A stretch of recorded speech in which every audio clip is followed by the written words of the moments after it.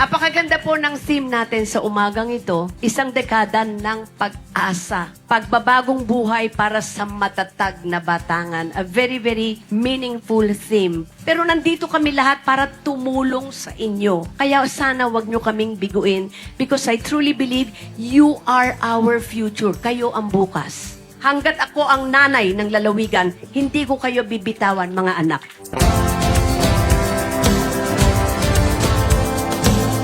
Help me to serve our Batanggenyos who are in need. Tulungan niyo ho akong ipagdasal ito and I'm sure God will hear our prayers. Hindi ko kaya mag-isa. Pwede ho ba magtulungan tayo para matulungan ang mga kabataan? Maraming salamat po. Magandang umaga po sa inyong lahat. Mabuhay po ang Batangas, mabuhay ang Batanggenyo, mabuhay ho ang mga Pilipino. Magandang umaga po.